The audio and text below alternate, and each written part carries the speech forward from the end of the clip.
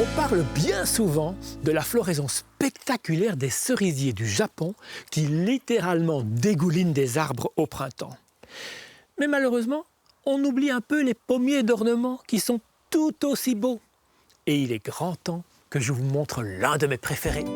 Voici Malus Royalty. Et je l'aime tout spécialement car il a plus d'un tour dans son sac et ça ne s'arrête pas à l'exclusive floraison. Tout démarre au début du printemps. Le feuillage des bourgs, et il est exceptionnel. L'un des plus sombres que je connaisse dans le genre Malus. Un rouge rubis, quasi noir et bien brillant. À distance, il a une radiance un peu spécifique comme métallique. Et puis, bien entendu, presque aussitôt, arrivent les boutons floraux. Fermés, ils sont rose sombre. Et puis, ils s'ouvrent et ils sont rouge rubis. Ils restent sur l'arbre environ 3 semaines et ils sont très légèrement parfumés, mais ça, c'est anecdotique. Évidemment, si je regarde l'arbre à distance, vous avez cette masse sombre, dont il ne faut évidemment pas abuser dans un jardin qui deviendra alors trop terne.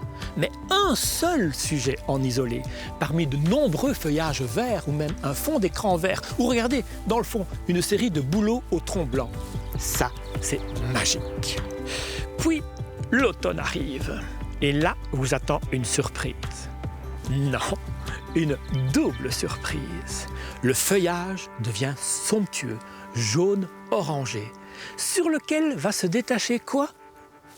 Qu'est-ce que c'est? Un pommier. Et qu'est-ce qui pousse sur un pommier? Des pommes. Alors évidemment, vous ne vous attendez pas à des Jonah Gold. Les pommes sont toutes petites, de la taille d'une cerise et de la couleur d'un bigarreau, quasi noir. Et ce qui est très spécial, c'est que si vous coupez le fruit en deux, la chair est très rouge.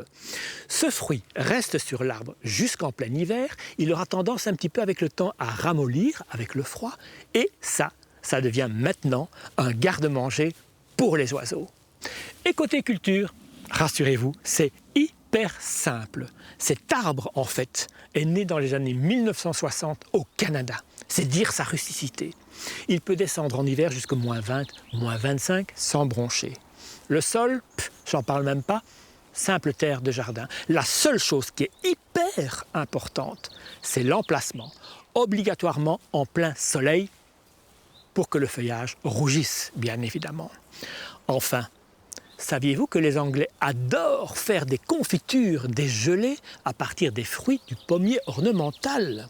Et si je vous rappelle que celui-ci est de couleur sombre et pourpre, donc bourré d'anthocyanine, un super antioxydant, ça doit être super bon pour la santé.